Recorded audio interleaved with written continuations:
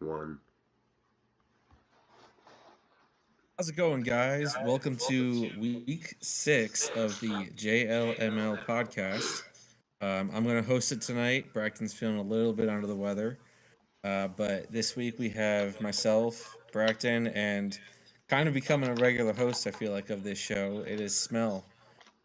So first I'll go to Smell. I'll see how he's doing. Check in. Um, I'm alive. Uh, just not in my matchup. That's a plus.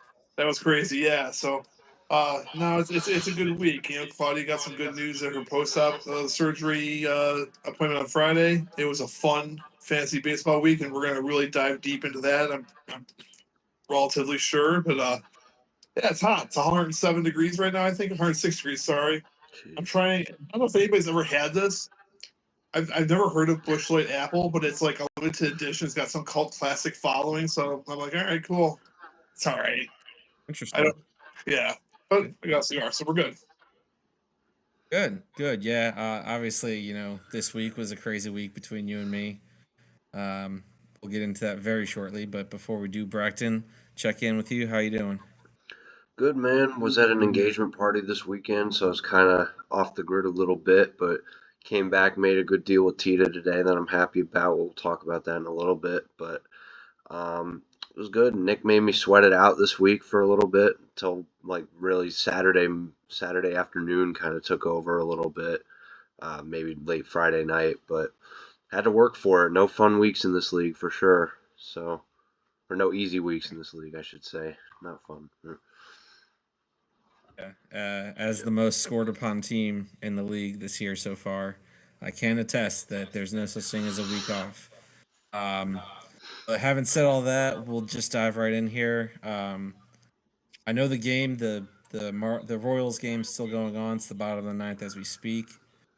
So it's not a final score yet because I think I'll have some points coming my way still. But we gotta start with what I would say is the matchup of the week. Kind of glued to your seats as we started this Sunday night baseball game. Uh, it smells El Paso Chihuahuas and my Norfolk Tides. Final score, like I said, is a little to be determined still, but I'm going to take the win. Um, looks like by double digits, just barely. But instead of me or Smell talking about it first, Bracton, let's get your thoughts about it first, and then Smell and I will talk about it. Well, fun fact: if you actually click on the time frame button, it says Smell has 100% chance to win despite being down 11 and nobody to play. So, I think that's really You're ridiculous. seeing there's a chance. Oh, never mind. It just flipped. There we go. It just flipped just now. But when I looked at it, it had 100% for Smell, which is really funny. But anyway, getting down to the business here. I mean, Paul, you have to be happy with Pete Alonso kind of rebounding this week and putting up his first real nice, solid week that Pete Alonso is known for, and that's big. Hopefully, you can get that going for the rest of the year here. But for Smell, Harper continues to dominate, and that just, I mean, I think you said it earlier on Maine some point this week. I think it was Tuesday that like Harper had a good week already with like I think it was 35 by Tuesday. Is ridiculous, but um, I've been low on Okamoto, but Paul been getting good production out of him, so maybe I got to change my stance there. But the superstars did what they were supposed to do this week with 80 from Witt, including a couple singles today that really helped you. And fucking Jordan Walker, another 40 points, and you can't make that up. 442 hitting points is ridiculous, and you might have found some dogs in the pitching. I mean, you ignored all the shit talking on Spencer Strider from the last few months here, and it's paid off for you this week for sure. And 258 pitching points is around that 250 benchmark that we've been seeing. Even though Smell actually won the pitching matchup by a lot with 324, the bats.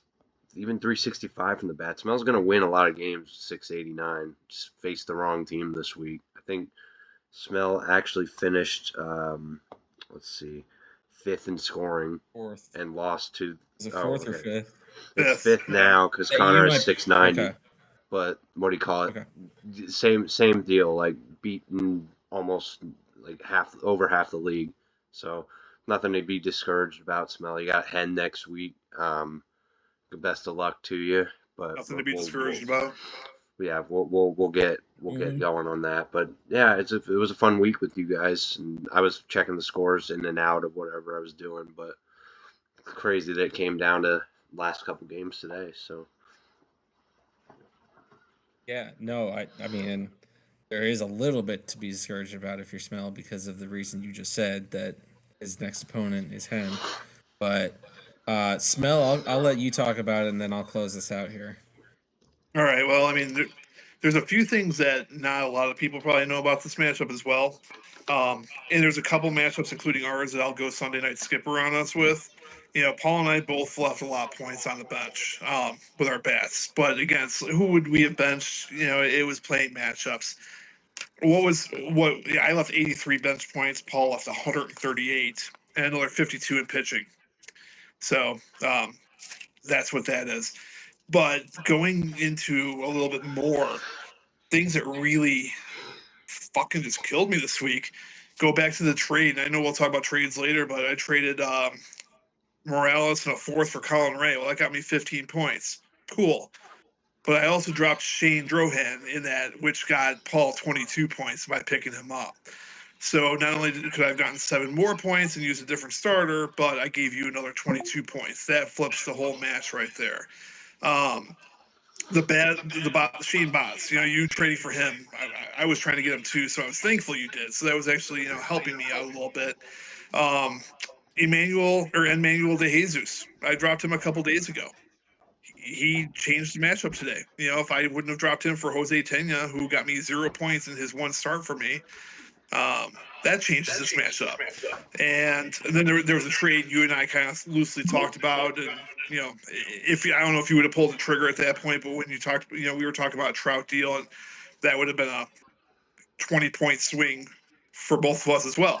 20 points to the positive for me and 20 points to the negative for you. So there was a lot of Sunday night skippering that was going on with this. But on the positive side, like you said, Bracton said Harper, 79 points. He had 54 by Tuesday, actually. So just amazing. Yeah, huge first 2 days. Brandon Lowe had 56. Rafael Devers, I think my buy low is going to work out on him. He averaged like 7.5 points a game this week, had 46 for me. Open your hearts to Foster Griffin. I'm trying to tell you guys, this guy, 44 points in single start. Nola kind of screwed me on his second start, but still got me 43.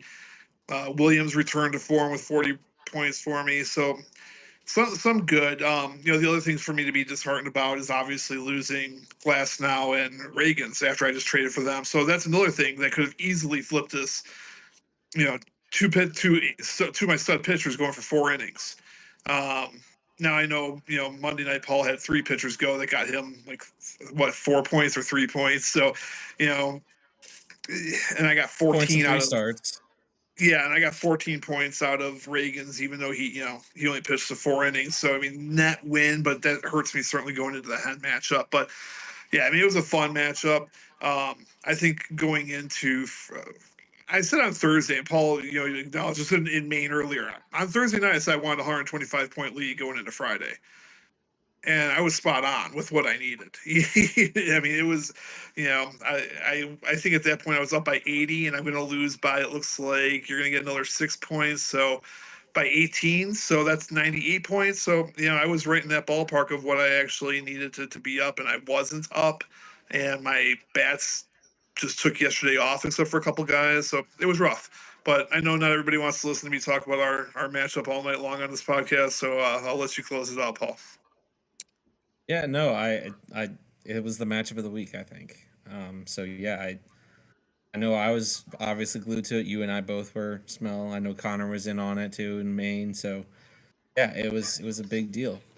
I think what I would say for me for this week is Bobby Witt finally kind of showed up, made the huge deal, traded away Gunnar, traded away Julio Rodriguez, and it landed me Bobby Witt. And this is the first week I felt like he really was there for me. He was the star. He was my highest point bat. So finally got what I wanted to get out of him all year long, which was awesome to see. And then Skeens, he had his great start in Arizona, 48 points. Really, really needed that. But as Bracton said, Spencer Strider, 43-point start against the Dodgers on the road against probably the best team in baseball. Now, I'm not going to say that that's just going to be what Strider is the rest of this year. I don't really think that. However, there was a lot of talk about Spencer Strider this year. And I'm very happy that he was able to shut some people up. Not all of them will get there eventually, but uh, but yeah, I mean, for me, like this week, my pitching was horrible, like really bad, and I was third. I think I don't know what I am now. Third in pitching, for at least to start this week. I don't know if I'm there now. It was really bad, and I had to piece my way to even get to 250. Like Smell said, Shane Drohan 23. Um, picking up guys here and there. Tobias Myers today was 6 points. You know, Jesus 15 points. So to be able to kind of piece my way to it, make up for Shane Boz going -1 point total through 2 starts this week. Um, it was a huge deal for me. It ended up making the difference. And that's where I'll kind of, hang my hat a little bit on my managerial skills. Being able to find some guys I thought would be able to pitch today. Um, yeah. And then the last thing I'll say is that, I put it in Maine. Still waiting for people to finish voting. By the time you hear this, everybody will have already voted, or all of them will be cast that I'm counting. But I will be purchasing a Jordan Walker jersey because I said it on Maine. I was like, we badly need a Jordan Walker bomb right here. Next pitch he saw lifted it out of the park, out of Petco Park. So I was like, yep. And that put me in the lead at the time. Now Smell then took the lead back at a little bit later, but at Doesn't the it make you time I feel was like, great, yep, that Smell? Doesn't this make you feel awesome? We could just get a fucking Jordan Walker jersey now after both of us oh, always believed in him and then traded him for nothing twice. Like, it's great. It And makes not me for so nothing, I didn't vote, frustrated. but you got to get the powder blue. You got to all get the right, powder I'll add blue. it to No, the vote. you gotta get the Lou. Well, that's the red one. Yeah, I love that. Like, Yeah. that one's awesome. Did you vote? There was a Yeah, poll. you got to vote. Where? It's a Yeah. poll. It's it. Hold on. Well, it's It's just in Maine. a post in Maine. Yeah, scroll up a little bit. You'll All see right, it. I'll scroll up. Hold on. It's before my Uh, Tote Tammy post. Okay. yeah. There you go. But yeah, I obviously very close game. Ended up being a little bit wider than it actually showed. I think the final's going to be 17 was the spread on this. But yeah, hell of a week by you, Smell. Obviously, you were in front most of the way, if not the whole way, except up until last night, pretty much, and then it was close. And even still, didn't feel it until almost the end of the Royals game. So great week. Tough loss. I'd feel it the same way if the results were flipped. So, but yeah. So we'll move on to our next matchup. Really great matchup here. It was Hens Clearwater Beach Dogs taking on the Amarillo Sod Poodles, Connor Sod Poodles. Final score looks like 775 to 690 in favor of the Beach Dogs. No, they don't call this the Good Boy Bowl. I know it's you and Smell, or you and Connor Smell. But Beach Dogs and Sod Poodles are both dogs. Um, Great matchup. While Bracton's looking for the poll, Smell, if you want to hit this one first. Sure. Yeah, I mean, hence the class of the league. We say it every week on the pod, and I get to face them next week. So, I'm looking at being under 500, and that's great. But a couple of his bats, I mean, they're still performing, but they've come back to earth a little bit. J Ram only had 43 points from this week. So again, when you look at his bats, it was Schwarber finally having the breakout week. Schwarber had 70 points, and when you look at the totals, um, Hen was the second highest bat total on the week. Paul, you were first, and it wasn't really close. It was 443 to 419. So he's got just a lot of bats putting up 40 and 50 points. Olsen 52, Drang 48. Liam Hicks another 47 points. So he's just got a lot of like those types of guys. Then you go down to his arms, and it's kind of crazy when you look at the arms. He and Cody tied for the highest scoring arms of the week. So Hen has the second highest bats of the week and the highest arm total of the week at 356. Christopher Sanchez, 93 points. I feel like this is 2 weeks in a row that we're talking about near 100 point guy for Hen, and that was after he had J Ram go for 107 a couple of weeks ago. He also had Cy Elder 2 starts, 67 points. I mean, yeah, it is ridiculous. His team is just killing it. And he only, and I'm trying to look, he had what, one? No, he had 2 people go negative, Varlin and Palante for negative 15. And Connor, again, 4th highest scoring team of the week, 690 points, edges me by a point. Again, his team is pretty similar, where it's got just a bunch of like 40 and 50 point guys.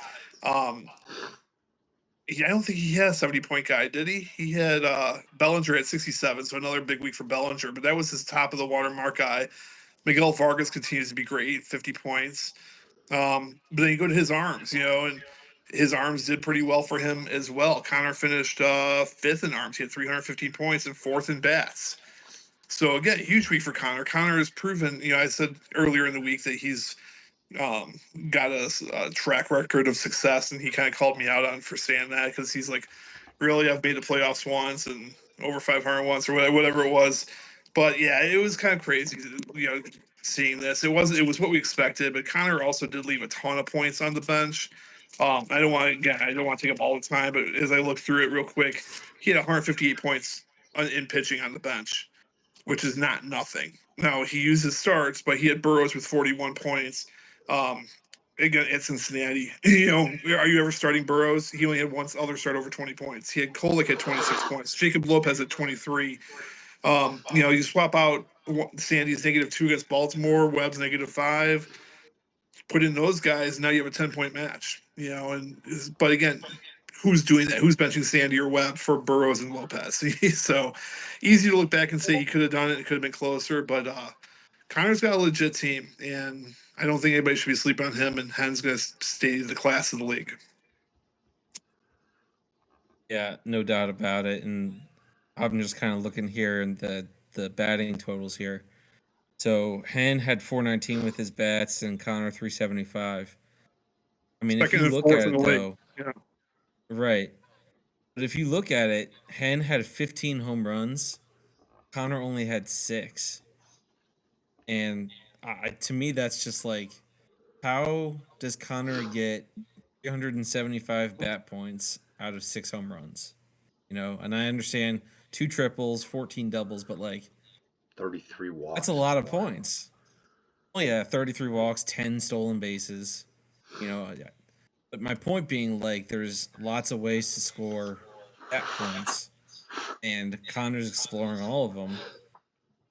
But it doesn't matter, because Hen's just going to shit down your throat because he hits 15 home runs and 5 of them were Kyle Schwarber. Like, I mean, there's not a whole lot you can do. But then with Connor's team, 17 points out of Sandy in 2-start week. That's not great.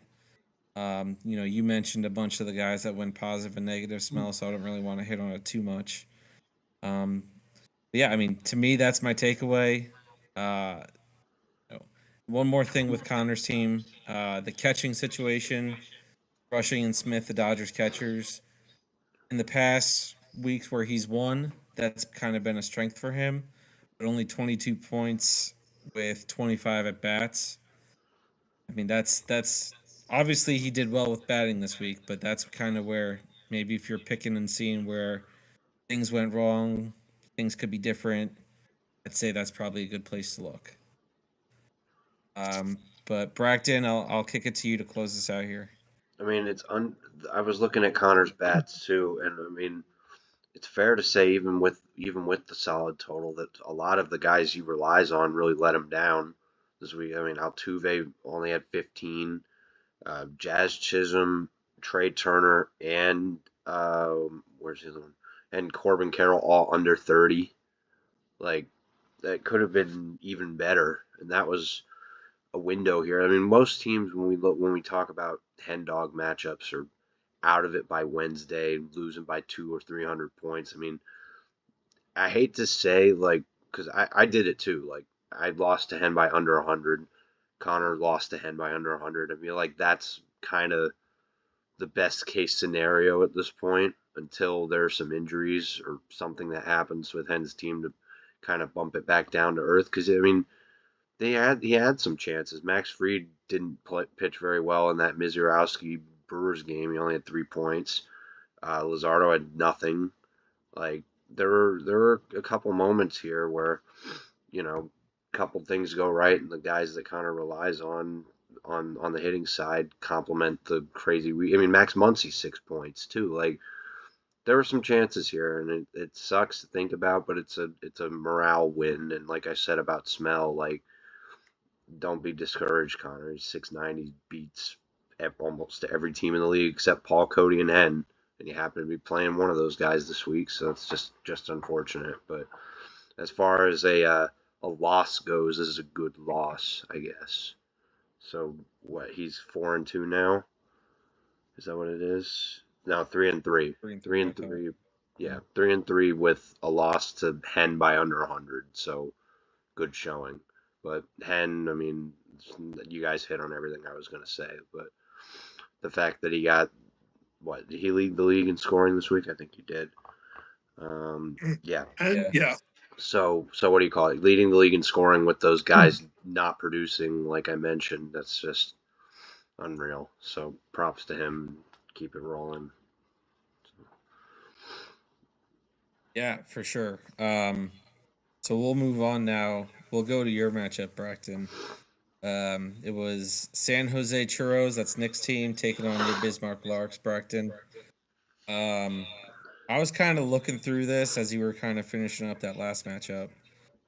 I mean, I know that you were scared I was all pissed week on against Friday, Nick. man. I mean, I was getting yeah. mad. Like, yeah. I mean, I played Nick a few weeks ago now, and he had me on the ropes all the way through Saturday. So he's got a lot of pain in the I know ass that players, man. It's yeah. I'll go into it. Oh, for sure. Go ahead. I mean, he's 0-6, but there's definitely a few times where he had good teams, I would say, on the ropes and couldn't close it. But certainly, there's a lot of talent here. I know he's got more coming soon, but like, yeah, I mean, going to your team, Bracton, 369 bat points, only 6 home runs. Again, I said the same thing with Connor's team. Like, it's a really good output without hitting the big ones, Yeah. And looking at it, it's a lot of consistency too. Like, not, you don't have any like 70-point guys this week at least. Jeffers with 42, who you stole I for needed nothing that. basically. Which I needed that. yeah, that was a big deal there. Yeah. Murakami 38, Take those smells. Jung 35, 36, Otto Lopez, Trent Grisham 36. So yeah, I'm gonna miss Otto Lopez, guys. We're gonna get to that, but I'm gonna miss him. He's one of my favorite players. we will get to that. Going. That was an interesting trade because I know that you've been very high. Hey, I got 3 p.m. saying great sell high. Love that deal for you. Like immediately after it happened, and I was just like, makes me feel a little better, but still one of my guys for sure. So just don't call me out next week when it's a bad deal and say, Smell, you were one of the guys that's a great deal last week when it happened. No, I mean I needed. I mean I'll give you a little insight on it. I'll give you a little insight on it now, real quick, while we're on it. Is just I've looked at my matchup for next week against Jack, who's got some people coming off the IL, and I only have 9 starts next week, so I needed another pitcher, and Bailey Ober has 2 starts, so I really like those 2 starts too. They were matchup. I can't remember what they were off the top of my head now, but when I was looking at them, I was like, oh, okay, you know what, 10, 15 points in each of those starts. I'm cool with that. So rather that than Lance McCullers. I know Paul got him, but T has been trying to trade me Lance McCullers every day for like the last week. Just can't do that. But yeah, it's I don't know. People like Cole Young in this league a lot, and that would maybe there's a flip that's happening. I'm already trying, but yeah. Sorry to cut you off. Just wanted to add some context behind No, that. go ahead. You can finish up. Talk about your matchup. All right, cool. So Friday, I was pissed. I was just like, I haven't had a lead since early Monday. Like I was picking up guys. Like I was planning on like not using my ads this week. I was just like, all right, let's just like I'm not needing to pick up relief streamers or anything, but like most of my pitchers sucked this week. Like Max Mayer 13. That's not what I expect out of him. Like I actually like think of him as that high teens or mid 20 pitchers because that's what he's been doing. Sean Burke -5, Arrighetti 11, like -14 from Noah Schultz. It's a big one. Like I don't want to say like this was the week for that to happen, but like I'm I'm glad that it did a little bit. Maybe they can get their shit together next week here and get back on the right track here. But I mean, Cam Schlittler, as advertised, 53 and 2 starts. Nolan McLean, 30 points, quality start. Mizurowski dominated the Yankees on Friday night. I watched that.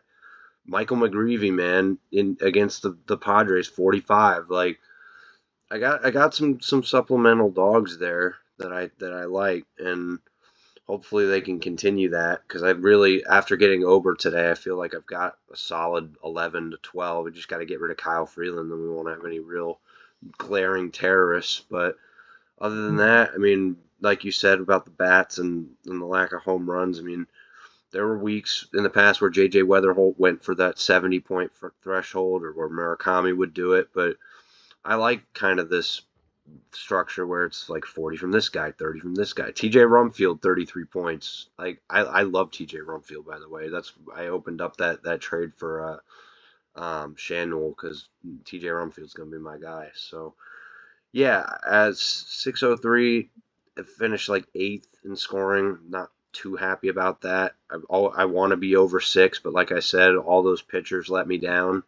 So if they did at least a little bit like I would have expected them to, maybe that number goes to like 630, 640, which I feel a little bit better about. So, and that's counting some of the down weeks for some of the better bats. So I'm encouraged. But guys, I'm telling you now, like playing Nick isn't fun. Like I didn't realize that. I was kind of laughing at Paul. I'm like, oh yeah, like whatever. It'll be all right now.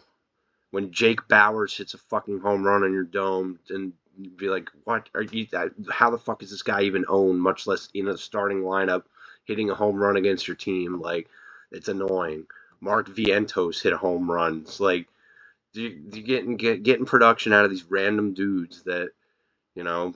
If you see somebody going off, if Chase Meardroff had 34 points, like he stayed within bat points. He only finished 46 bat points less than me, right? It's just the pitching 132 doesn't get much out of known terrorist Eric Lauer and Simeon Woods Richardson. So, I mean, and Jack Coach finally came back down to earth a little bit here. So it was a good week. It was fun. I mean, he was in it until the weekend. So we'll see. He's gonna upset somebody this year. I'm gonna retract my he's going 0-20 for sure narrative. Like he's gonna he could pull something off. I think so. Yeah. No, for sure. Any comment on Noah Schultz before we move on here? He'll be all right. I'm not worried about it. He'll be okay. Well, any comment on Noah Schultz or this matchup? I mean, not on Noah Schultz. I mean, he's a White Sox, and I mean, so he's destined to suck. But on the matchup, I mean, just talking about yeah, exactly. Talking about Nick though, real quick, and Bracton said, Nick said a couple weeks ago in Maine, I'm going to upset somebody. I'm not going to go winless. I'm going to beat somebody. And I'm listening to what Bracton said. I listened to what you said before, Paul. And I'm like, preseason, I'm looking at my schedule. I'm like, oh, nice. I get Nick in the 2-week, All-Star game week. I'm like, that's a perfect week to have the team that's going to go 0-20. And I face them again after that. So like twice late in the year. And I'm like, I'm not looking forward to that now. I was sitting there thinking that was like 2 easy wins on the back quarter of my schedule, and I don't see it that way anymore. But I mean, he's got some really good players. I mean, Peyton Toll, 51 points. I mean, this guy's been, and he's untouchable. I mean, at least for me, he is. I mean, I know I've asked and I've sent offers, and he's smart to hang on to him. I don't think, JT again, if he's going to get another 45-point start out of him, then I mean, God that's what I'm bless him. talking about. Ridiculous. Like, Yeah. and that was in the middle of the week where he was up by a lot. Like, so it's just ridiculous. I mean, but if his team keeps going, if it's following the past several week trend, I mean, he's been. Oh, where's he at? I mean, his bats are about a 280 to 300 point up per week bat team. So I mean, if you can account for, all right, most teams are hitting 300 points in bats, it's going to come down to pitching. And like I said, yeah, he's got Peyton Toll, he's got, you know, terrorist after terrorist with Jeff Hoffman, Yeah. SWR, Michael Lorenzen, Eric Lauer. I mean, it's like Bin Laden and family over here on his pitching staff. If you're talking about terrorists, it's crazy. But that's where he struggled this week. 132 points. I think he was dead last in pitching points on the week. Yeah, and it wasn't close. I mean, Jab was next at like 197. So We're gonna get to Jab. Trust me. yeah, I know you're chomping at the bit to get to Jab, but Nick's Yep. Nick's building a solid team. He's got tons of amazing specs. Um, he's gonna be a really good team, and he is not gonna be fun to play. So be interesting to see when he gets his first win. He used 6 ads this week too. Like he was going for, and then he kind of realized Saturday it was kind of over, but then he didn't use the rest. But he's gonna work. He's gonna work you. Yeah, I mean, it's gonna. and he called up be a thing. Waldschmidt. He Yeah, called up that Waldschmidt. too. So, I mean, he's gonna have some good guys. It's not like he's sitting around doing nothing, man. Like he's trying, and I give him major props and credit for that. Absolutely. For sure. So. No, for sure. But yep, we'll move on to our next matchup. It was Eugene Exploding Whales, Scott's team, taking on the Bowling Green Hot Rods. That's Cody's team. Final score looks like 752 to 534. Cody kind of back on top. Big rebound week for his team. But Smell, I'll turn it back around to you if you wanted to break this one down. Well, I mean, the biggest question that everybody has to answer is the curse broken? I mean, because I certainly didn't get any real human monies from him, so I didn't take off the curse. But did he figure out a way to beat the curse? I know he doesn't believe in that. It's all in fun, but he probably won't even listen to this. But anyway, his team again. He didn't have any 70-point bats, which is crazy to say on a team that's built like his. But he's got a bunch of 50-point bats. Nick Kurtz, Mazzana both have 54. Actually, those were the only 2 50-point bats and a couple 40-point bats. I know he was complaining about Riley Green earlier. He had 43 points this week. So it's kind of interesting, that he didn't have any massive bat totals this week, but he still finished with the 4th best bat total. And like I said earlier, he and Hen had the highest pitching total at 356. Which, again, when you look at his arms, I mean, I traded him Shane McClanahan. He got 28 points for him. Davis Martin, I mean, I can't believe 2 starts, 83 points. Where did this guy even come from? You know what I mean? Like, I kept pitching factory. That's where he came from. I mean, I'm saying, where? The Hen Dog Pitching Factory. Okay. Remember, Hen couldn't get a worse owed for him all summer, or all winter. Sorry, right. Yeah, I mean, ridiculous. And that's what I'm saying. I mean, and you look at, I'm looking at Davis Martin right now. His worst start was a 16-point start against Kansas City. Otherwise, the next lowest was his debut in Miami at 20, then 27, and then the rest are all 30 and 40-point starts.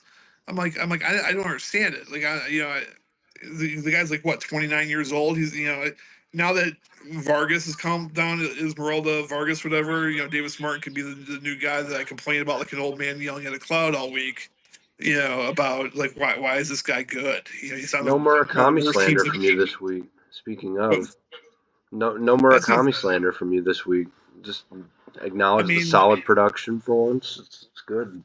I mean, there was also no glazing of him. There was no like, oh my God, he's Babe Ruth plus Luke Gehrig plus Willie Mays combined into one hitter.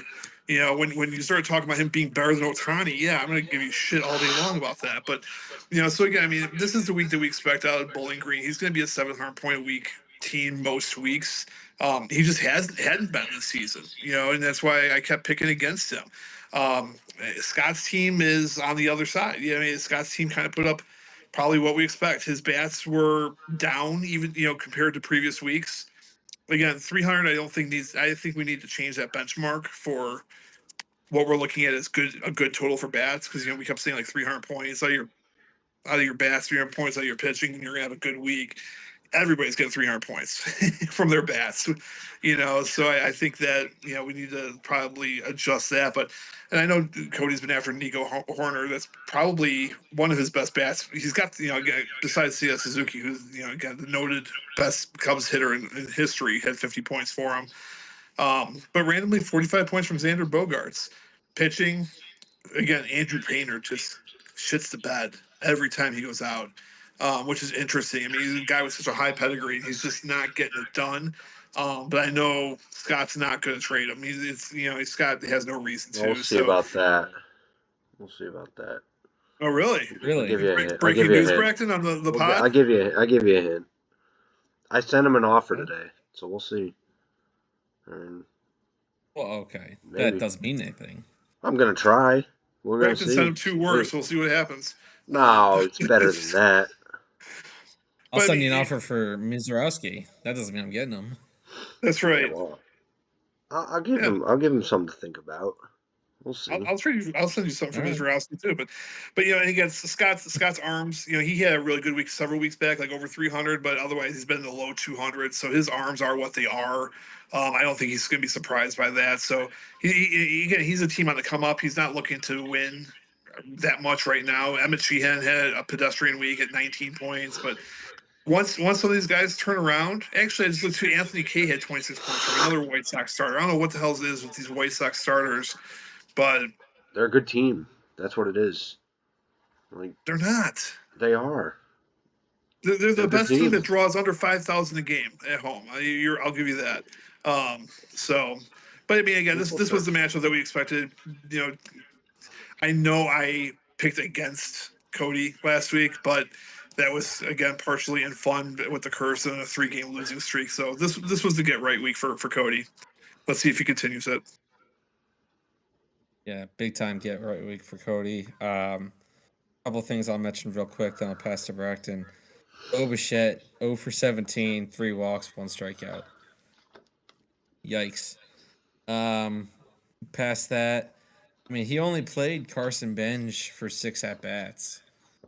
Carson Bench is a guy that I think all of us, or not all of us, but a good amount of us had Rookie of the Year hopes for before the season started. Obviously, the whole Mets team, I feel like, has not gotten off the mat yet. But certainly he's one of those guys where just kind of waiting for it to get going.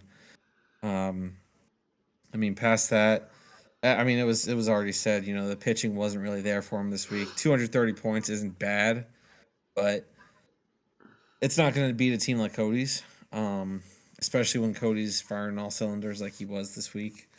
But then on Cody's team, the one thing I wanted to mention real quick, Yuri Perez, 2 points in his start. We always, with these high-scoring teams, me sometimes, Cody this week, we always look for okay, they scored a lot, but how could they have scored more? Yuri Perez is obviously a guy, massive pedigree, that hasn't really gotten off the mat himself this year.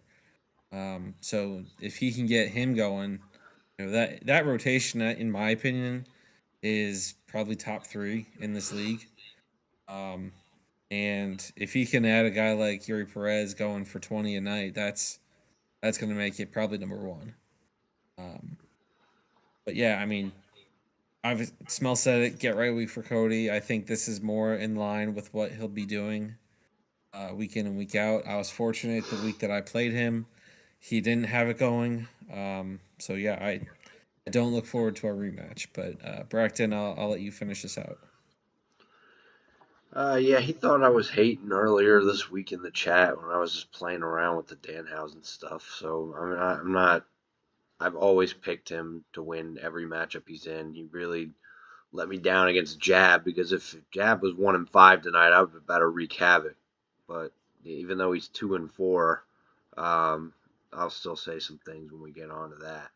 But like you guys said, I mean, 54 from Kurtz, 54 from Bazana. That was a great trade for him, I think. The Bazana and Messick for Chandler and and Keyshaw. Everybody knows how I feel about Keyshaw, and Bazan I really think is probably the best dynasty second baseman you can have besides Weatherholt. So I love that for him. And when you talk about how could these top scoring teams score more, Gunnar Henderson 19 points in 32 at bats. That's a spot.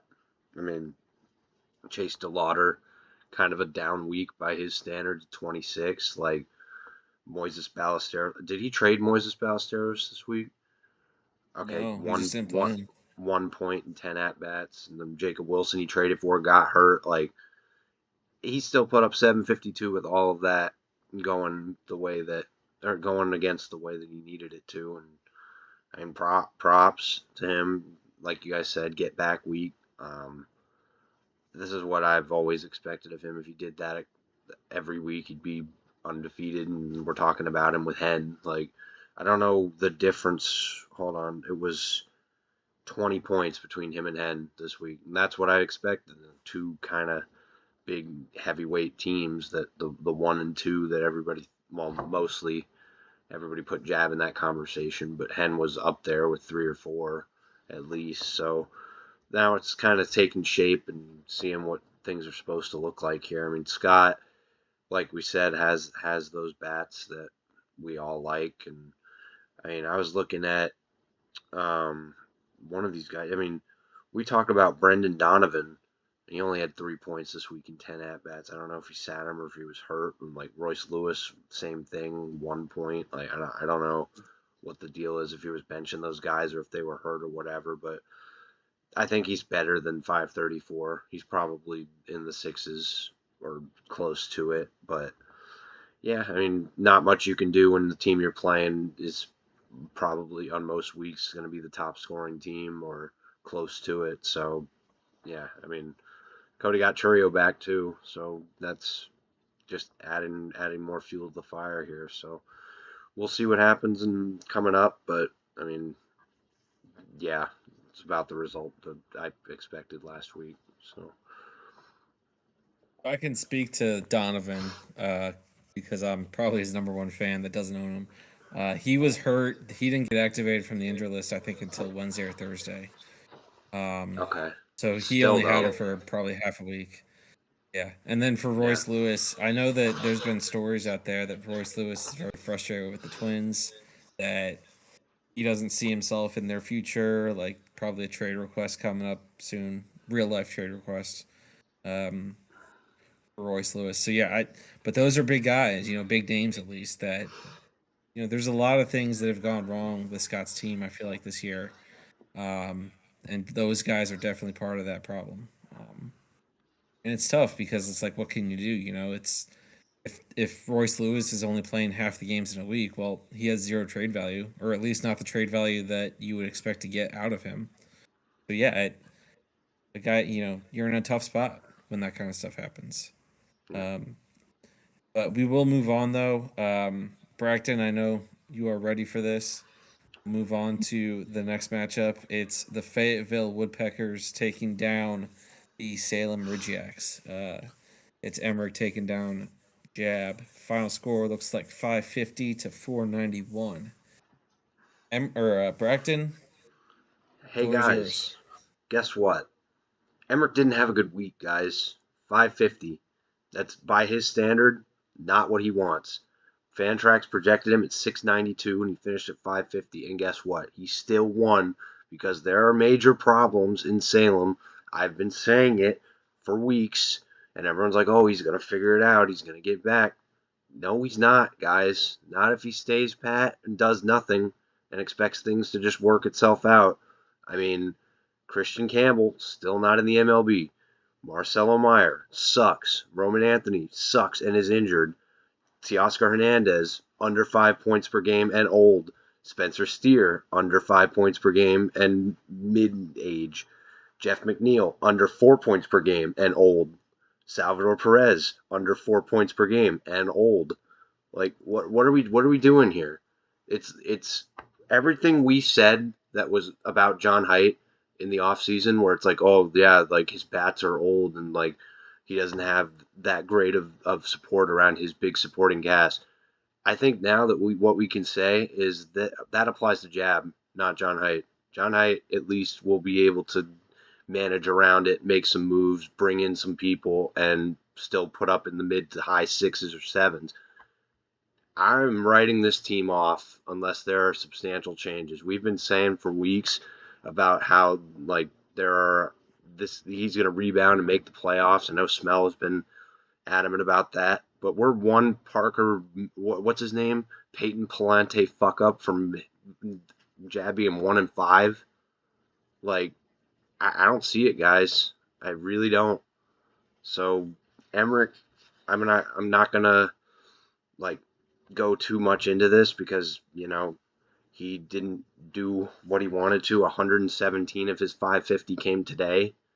So I mean, he had a really good day. He made a trade with me that honestly didn't help him bringing in Sagano. Sorry about that, Emmerich. Cal Raleigh had negative points for the week, and he still gets a win over an alleged super team.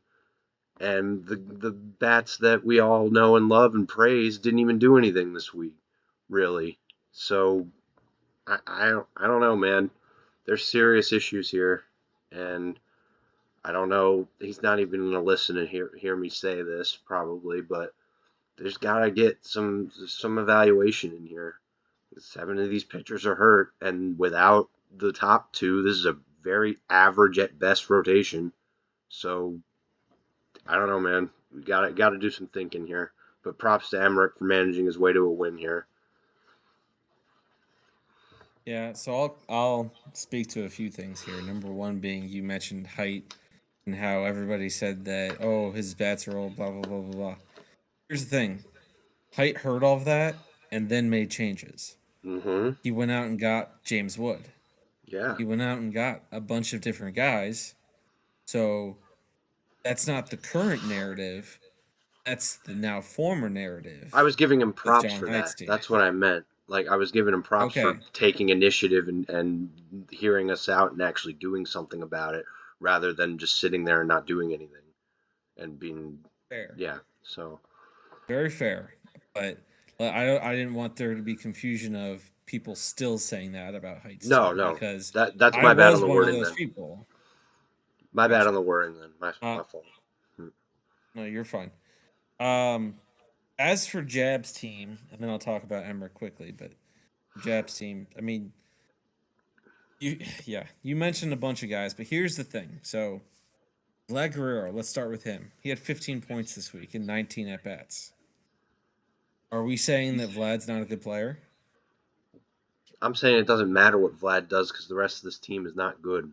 And even when Vlad isn't good, it's going to be even worse than usual, where he's only outscoring Nick by 40 points. So let's say he's let's say that he's typically Vlad is typically 30 plus per week. Okay. I mean, then we look at Teoscar Hernandez, 4 points and 18 at bats. I mean, Teoscar Hernandez has 1,000-point seasons under his belt.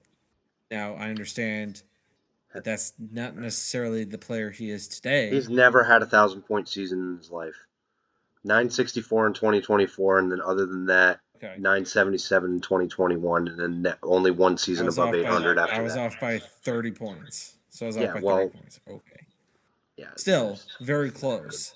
That's 900 plus points is a very good bat. Okay. So, point being that he's not a 4 points in 19 or 18 at bats type of player either. So, but even past all of that, the number one issue that Jab had this week, 9 starts.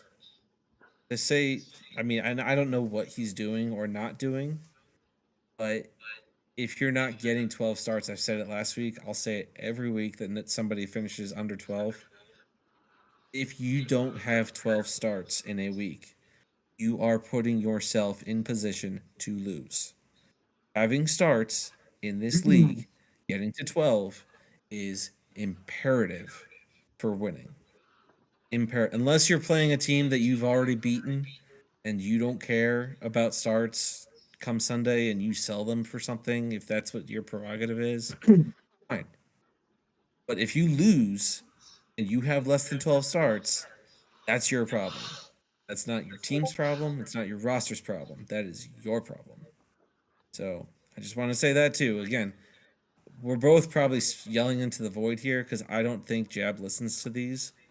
But I mean, all of his starts went positive this week. The ones that he had, all 9 of them were positive. So I'm not. I mean, say he averages his last 3 starts average 20 points a start. He wins by a point because he lost by 59. 3 starts at 20, that's 60 points. Just saying. I don't know. I mean, I don't think his roster's broken yet. I won't say that yet, especially because I play him this week. And I'm very scared of playing him. Because I always feel that the turnaround's coming. I just hope it's not against me. But I don't know. I mean, there's definitely concerns. I mean, I'd say injuries are bigger concern. Losing Roman Anthony is a concern. But yeah, I don't know. I'm not going to write him off yet. I'm just not going to do it. Second fewest points total in the league through 6 weeks, ahead of only Nick. I just. All right, I just get saying, it. it's yeah. I'd rather be right than early when it comes to Jab's team. And I'm not saying I'm right. I think it's early. That's all I'm saying. But Smell, I'll let you kind of to intervene here a little bit. The voice of reason, Smell, right? Fun fact I actually learned earlier this week because my son was in town this week. I hadn't seen him for 2 years since he moved back to Chicago. And I was talking to him when I picked him up from the airport. And one of his best friends' brother is Roman Anthony. I'm like, get the fuck out of here. How you just tell me this now? Oh, like, how do I not know this? That's just an aside. I want to address what Bracton's saying, though, too. I mean, and I agree 100% with what Paul's saying. I'm not going to write Jab off. This matchup was winnable. Get some more starts, like Paul said, or just have guys do what they've been doing. I mean, Paul touched on Vlad.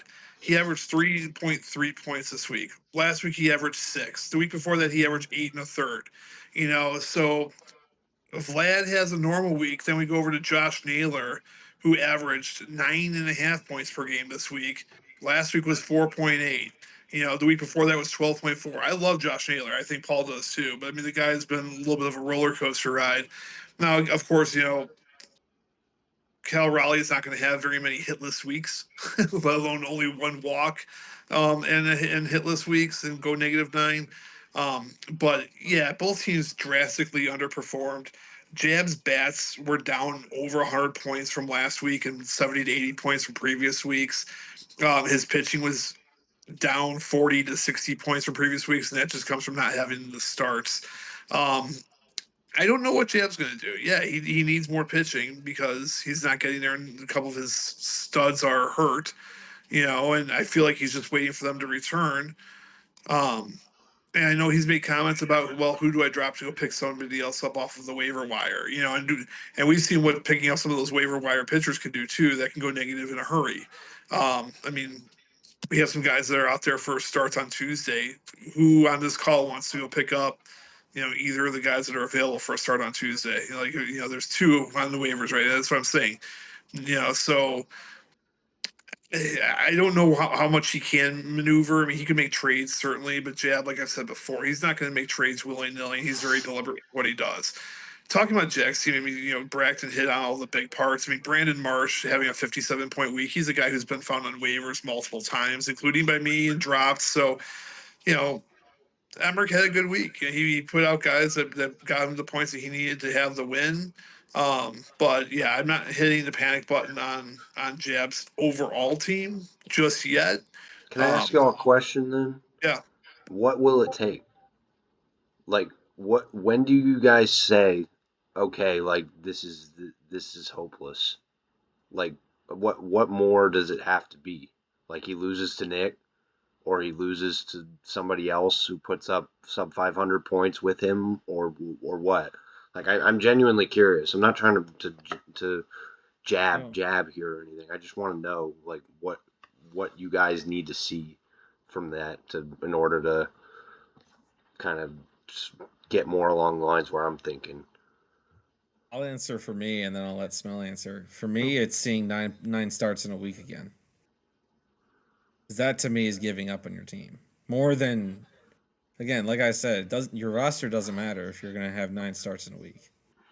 I mean, just flat out, point blank, you have 9 starts in a week and you lose, it's not because of your roster. It's because of you. Now, yeah, I to me, as long as he rosters the players that he's rostering, I always will think he has at least a chance to be a middle of the road team in this league. Purely based on names that he has. Because I purely believe that a lot of those names are very good top 5 at their position players in a dynasty setting. So to me, as long as, again, like I said, as long as he rosters who he rosters, I'm not giving up on him. I am going to give up on him if he's giving up on himself. So Fair. that's kind of where I sit. Smell. What do you think, Smell? Yeah, I mean, I think that's pretty fair. I mean, I'm looking at next week. I don't know if he's set lineups, but he's already got 9 starts in for next week. And I don't know if he's set lineups. I mean, I see Paul, you have 10 in for next week already. So, I guess I don't know. Like I said, I mean, I said this a couple of weeks ago on the pod. Like if I'm Jab, I kind of would, if he were to keep losing and gets a top draft pick, which I don't even know if he has his pick next year. I don't think he does, but Nobody regardless, does. does he? Okay, you know, regardless of that, though, like there's too many guys on his team that I like that. Why move off of them to try to be competitive this year? You know, when you have these guys that you know are going to come back and be studs for you next year. You know, so I mean, he may not have a good year this year. I mean, this is the first time that I'm going to say that, but I mean, there's so much parity in this league. You know, he's 4 games behind first place right now at 2-4. He's 1 game out of the playoffs right now. You know, the playoffs are 3-3. He's 2-4. I get that. He beat Cody and a down week for Cody. But I don't know. I don't know exactly what it's going to take. It will take me knowing that Jab has given up on his team, like Paul said. I mean, ultimately, that would be the telltale sign for me. Okay. Just had to ask. Yeah. That's a No, fair that's question. fair. That's fair. Also, just We'll move timekeeping on. purposes, we're at 57 minutes with 2 matchups left, so we're good on time. Just want to let y'all know. Yep. Perfect. We'll move on to our next matchup. Hartford Yard Goats. They take down the Nashville Sounds. It was John Height taking down Tita. Final score looks like 633 to 511. I mean, briefly, I'll say I think that's closer than the 3 of us predicted last week. I think we all kind of said that it would be John Height by much more than it was. I think I took Tita to win. We picked Tita to win. Yeah, I was both gonna of us say. picked Tita to win. Hey, I forgot about that, and now I remember. That's right. I was on the island. That's right. But yeah, regardless, I mean, 372 to 302 in terms of bat points. It's becoming interesting because I feel like we've said this pretty much every week. Otani only had 55. Has Otani become like a mortal, like a regular player? Because I feel like I haven't seen him touch 100. What's that? I haven't seen Soto hit a 50-point week in a while. I haven't seen Soto hit a 40-point week in a while. He was next on the list here, but yeah. I mean, we always look at John Height's roster and say, well, Aaron Judge, Juan Soto, Shohei Otani, like how on earth can you beat these? I mean, you even had James Wood now to that list. Like, how on earth can you beat these guys? But like, I mean, I had 2 or 3 bats that scored just as much. And I know my bats overall outscored his bats overall. So yeah, like, I mean, my team outscored his team overall. So, I mean, I know that we talked about John Height just a minute ago, talking about his roster and all that. I definitely do think it's a lot better than it was this offseason. But still, like it's a beatable roster, and I'm saying this, and he won this week, so I don't want to trash it too. I'm not going to trash it really at all. It's he had a good week. Even with it looks like 5 negative starts. Brian Weiss. But he had a 2 start week out of Eduardo Rodriguez with 78, 2 start week out of Waka with 71. I mean, they carried it. They carried the pitching this week, along with Eovaldi's 47-point start. Yeah, like that was kind of the place where everyone was like, "Oh, well, he's got these elite bats, but his arms are beatable." But 261 arm points is pretty good. I know we've kind of lowered the standard a little bit to 250. Yeah, beyond competitive for sure. 633. That's a competitive score, so it's a good week. For Tita, hard to talk about his team, like I said, because you look at half these bats. I know at least a good amount of them aren't on his team anymore, and there's a lot that aren't here that are now on his team, type thing. So yeah, it's hard to talk about, but Giovanni Soto or Gregory Soto, yeah, Giovanni, Yeah, Gregory, old player. Gregory Soto, kind of like the de facto closer now for the Pirates, 33 points this week. Bullpen arms are valuable in this league, man. Like, that's certainly somebody that he'll be able to turn into something for him. Kyle Brett, never mind. We'll get to Kyle Bradish later. Oh, we're going to get to Kyle Bradish. Yeah, Brian Bello, kind of a good bounce back start this week, 34 points. But yeah, I mean, Tita's doing his thing, man. Like, he just keeps flipping guys, getting guys that he likes, getting guys he wants. One in particular, again, we'll get to that one later. But yeah, hard to talk about his team is what I'd say. But that's who he is and that's what he does. But Smell, I'll kind of kick it to you and get your thoughts here. All right, yeah. I mean, you nailed the two big pitchers on Height's team. Waka's never going to score 70 plus points on a 2 start week ever again. I don't think. How did that even happen? I mean, this is like Davis Martin all over again, except Waka actually used to be good once upon a time. Height's team is struggling, right? I mean, his bats were like the 5th best bats on the week. I think his pitching was middle of the road. 261 was just a little bit behind you, Paul, at 264. I think you guys were like 7th and 8th in the league on pitching for total pitching. He had a bunch of negative points, like you said.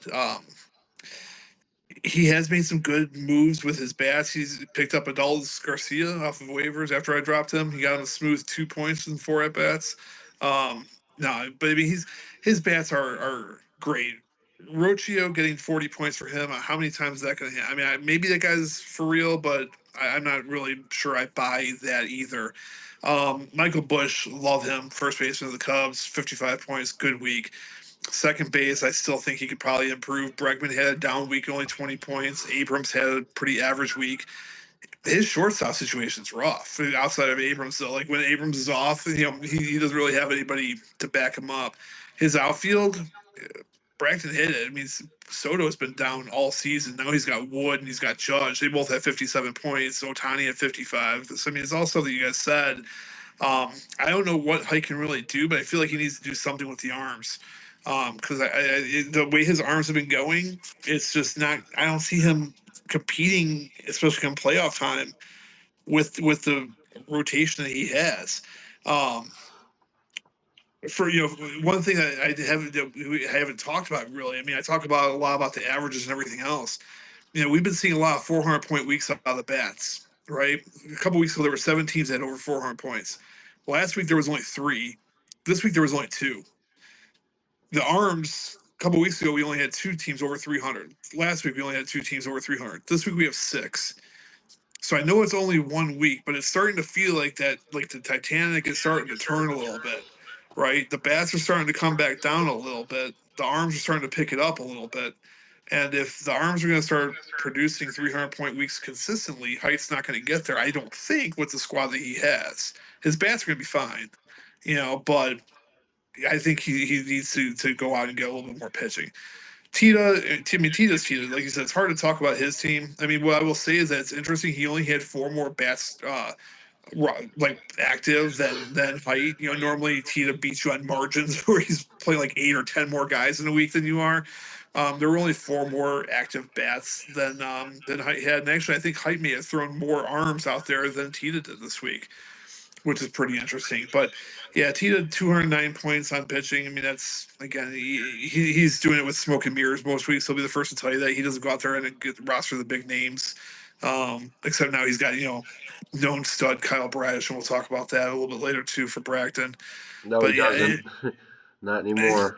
Oh, that's right. I'm sorry. Yep. And then the bats. I mean, who on his bats stands out to you?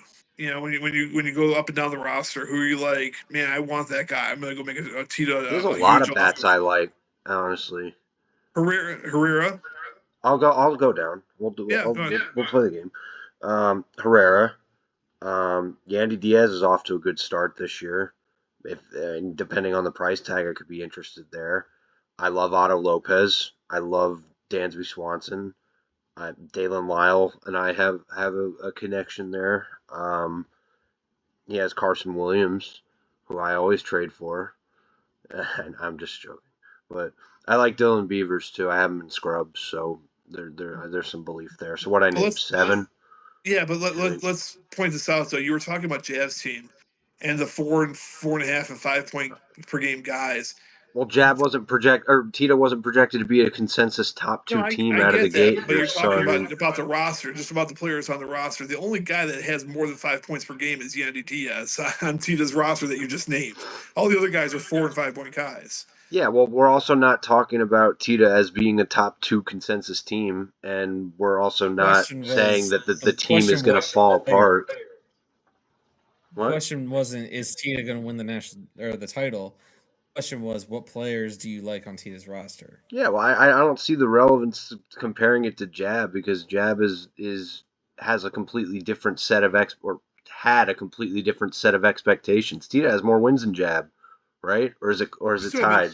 I'm talking about the value of players, though. Like who are you going after? There's more players on Jab's offense that I'm going after. Obviously, I want this guy, I want this guy, than on Tita's. Yeah, well, obviously, but he's not trading those guys, and he still has the same record as Tita. So I'm not. But why is that obvious? Because you were trashing Jab's roster, his bats. I am. I'm trashing his roster outside of the five bats that I like, right? It's the supplemental guys that are the problem here. It's not the Vlad Juniors of the world and the Shea Langoliers. It's the, what do you call it? Spencer Steers, Jeff McNeil's, Salvador Perez's, 2 guys that aren't even in the MLB, and like Teoscar Hernandez. That's who I'm trashing. Those guys are all. If he dropped all those guys, maybe somebody would pick them up for name value alone. And that's it. Adolis Garcia's picked up when I dropped him, so I mean, those guys are going to get picked up. But to finish up on I'm not picking up Jeff McNeil. I'm not trying to bag on his bats. I mean, he's got some good players. I mean, Dansby Swanson is fine. He's got some pitchers I love, and he already told me I'm not moving you, Snelling. I'm like, okay, every time you tell me you're not going to move me a guy, he's on the block by the end of the night. So he's like, I promise you that's not going to happen. But, of course, I'm going to drop in on Snelling. Logan Henderson, I had him before. I regret moving him. Emerson Hancock, I'm changing my feelings on him a little bit. I have the feeling he may stick in the rotation. The narrative has been that he's not going to stick once the rotation is healthy. I think Castillo might be the guy he might have something wrong with him, or he might just get moved to long relief, because, I mean, he's been really bad this year. So I could see Hancock, because Hancock has been the best pitcher on the Seattle Mariners. Most consistent, I would say. I mean, I know Brian Wu exists, and I own Kirby and Gilbert, but I think Hancock's been the most consistent pitcher on their starting rotation. So I don't see them necessarily at this point moving him down to long relief. So Tita's got some guys. Tita's going to keep being a pain in the ass in most matchups, but as long as he rosters Brian Bello and Noah Cameron, he's going to be struggling in the pitching department, even with the other guys that I absolutely love. Yeah. We're getting a little closer now in time, so we'll move on to our final matchup to break down for this week. Oklahoma City Comets, they fall to the Greensboro Grasshoppers. Final score looks like 633 579. Jack gets the win over Chad. Bracton, let's let you take this one first. My manager of the year continues to roll up into his matchup against me here next week. I'm not looking forward to facing Byron Buxton, who suddenly looks like the best player on the planet. Another 61 points this week. Bry legend Miguel Garcia, 43 points. Old man Freddie, 35. 40 from Duran, who Jack's been sitting on, hoping for a rebound. That was a nice week. 320 from Bats, pretty solid, like we said. 313 from pitching with guys coming back. He had Rodon with 8 today, not great, but again, first start back. Lodolo 0 with his being first start back. Like, they're going to be settled in by the time like this week comes and he's facing me. I'm not looking forward to playing Jack this week, guys. Like, he's gonna throw everything he can at me, and he's already what? He's 4-2 too. He and John Haidt are at the top of the division here. Granted, John Haidt and I have scored like 400 or 500 more points than he has, but I'm not looking forward to this. This is one on the calendar that I've had circled for a while, just because Jack and I grew up together and everything. But it's gonna be a tough one here. I've been lower on Chad's team than most, and this is another example of it. I mean, Jack's had injury problems all year, and Chad couldn't get it done this week. There are a couple guys. I mean, Ben Rice had -6. Was he hurt? I don't know. Was he hurt? Somebody? Yeah. Rice? Yeah. Okay. Yes. Okay. Yeah, so that makes a little bit more sense. But Machado, 11 and 27 at bats. Seager, 15. Andy Paez had 80 points. That's ridiculous. But yeah, I mean, I've been saying it a little bit about Chad's team that there's some work that needs to be done. His bullpen is amazing though. The 26, 43, 21 from Miller, Smith, and Suarez. Like, he actually won the pitching battle by 14 points. But the bats, man, I've said that it's the pitching, not the bats before, but now the bats are letting him down. I don't know. I don't think Chad's a playoff team right now. And the 2-4 record, losing to teams like me and Jack, that's might be indicative of that. I don't know, but I feel like there's some more big moves on the horizon here. But he's scored the third most points in our division at 2-4. So maybe that's reinforcing the division narrative, but I don't know. Props to Jack. Not looking forward to playing him this week, but it'll be interesting for sure. Smell. Let's get your thoughts. Yeah, I mean, so Chad's team is a playoff team. I believe. I mean, it's going to be competing for a playoff spot. I said every week I've been on this pod, he's the third or fourth highest scoring team. Well, now he's not. Last week, his arms completely shit the bed. He only had 138 points from his arms, and he struggled there. This week, his arms bounced back because he's been averaging 300 to 330 for his arms, but his bats took a crap on him and scored 120 points less than his worst week the past 4 weeks. So, also, when you look at his schedule, he's got the second most points scored against. Paul's got the most, and Chad is second. For what it's worth, Scott's third, which is interesting. But Chad definitely has had a couple bad weeks. Last week it was his arms. This week's his bats. So I don't think there's a lot, again, that I'm panicking about if I'm Chad. I think Chad's going to be fine. Ben Rice is not going to have many weeks like he did this week, and I feel bad because, I mean, I just traded it. It's like that's the smelly curse that you guys hear about. I mean, that started probably 15 years ago in Scrubs, and it's carrying through. But Ben Rice, yeah, he's been hurt. Again, you look at up and down his lineup, you know, he's got some guys on his bench that would be great starters for other teams. You know, he's got Vinny P, you know, and Berger in a platoon. I mean, Berger's not a big name, but the guy seems, every time he plays, I feel like there's a Berger bomb in Maine, you know, being posted. The guy just, you know, hits bombs. Albies is having a great year. Machado's having a way down year. Seager's having a down year. Paez, I didn't believe in him, but he's having a great year. And Basalo, I think, is just going to keep getting better and better. So I think his bats are going to be fine. His arms, we talked about Yamamoto. He's not going to get 2 start weeks, but he's going to get 25 to 30 points out of most of his 1 start weeks. And he's going to be fine there too. I'm starting to regret dealing Dylan Cease because he seems to just keep rolling. But he's also got some really good players on the injured list that are going to be coming back. He's got a ton of prospect equity, and not just like names, but like good players that people would actually want in prospects. So he's got ammunition to be able to go out there and make some deals if he wants to. But I think he's going to be just fine. Talking about Jack's team, I mean, sorry, my thing just went real slow there for a second.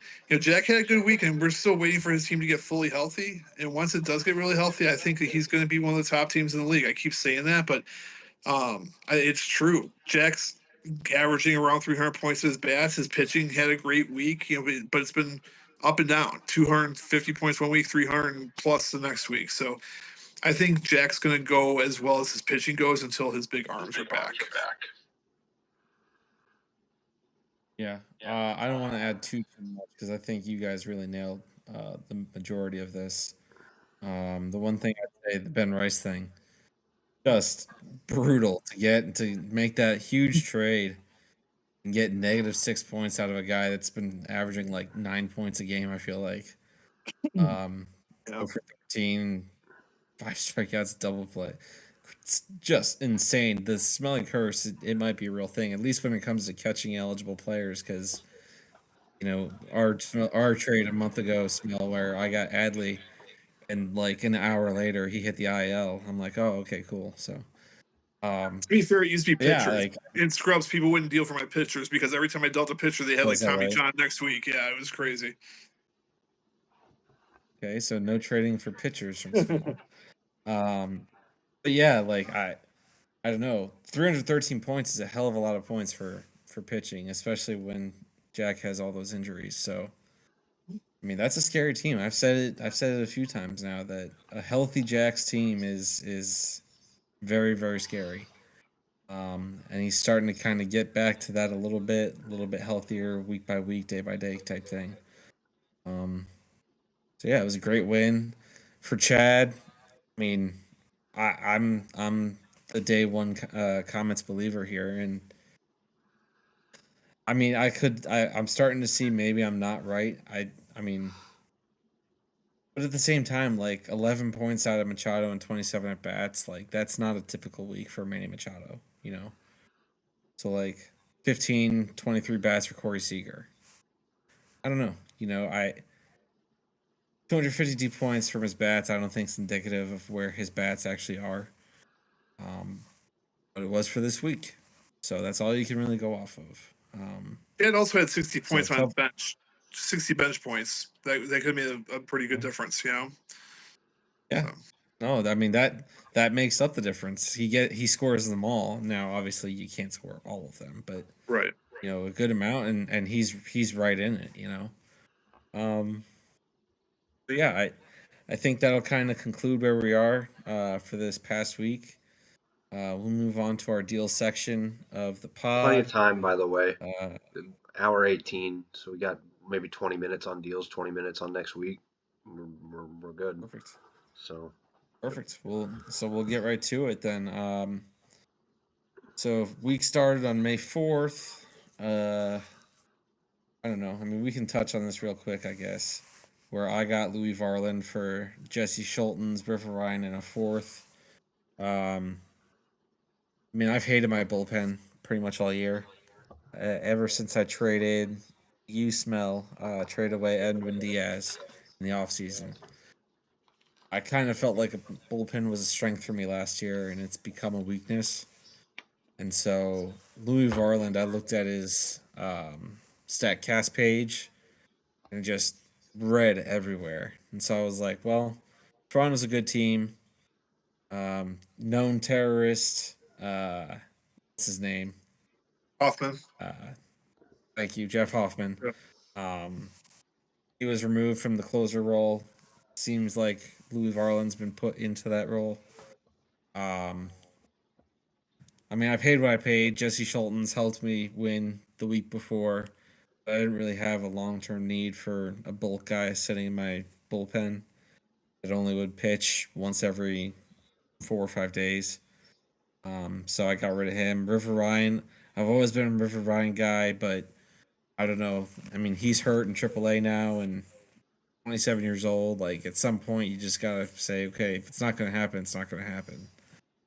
Which I don't know if that's the case yet, but like it's a guy that I felt okay with losing. So I don't know if you guys real quick wanted to hit on it or we could move on. It's up to you guys. I think it's funny that I have to add the Lewis Varland stip to the stip sheet. I always like adding ridiculous stips involving random players, so I think it's funny. But Schlotens has value here, though. So, I mean, people have been able to get what two worse for him. That's the going rate. So, what was the full deal here? Um, Basically, four I worse if lost you want to it. say it that way. Four worse for a closer. That's about right, I guess. So, I think he did fine. I think you both did fine. So. But that's why I put the stip in because I think four worse is a little high. But if he has 20 saves this year, then he is the closer. Because I'm still a little bit worried that maybe he won't be. Maybe like it's a for now thing. They're just waiting for Jeff Hoffman to be back to what he was.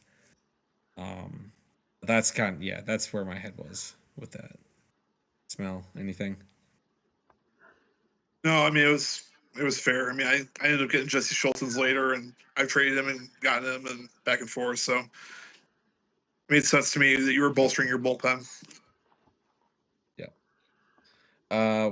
Next one we'll hit Bracton. If you want to talk about it real quick, you got Reese Olson and Zeke Tovar, and Cody got Walker Bueller and Nolan Shanwell. Man, I was fired up about this trade, to be honest. Like, I've been trying to move Bueller for a while, and I know Bueller had a good week this week, 21 for Cody. So I guess, I mean, if his matchup was closer, that would have made a difference. But I was really happy to get Reese Olson, who I think could be a long term, arm for my team here.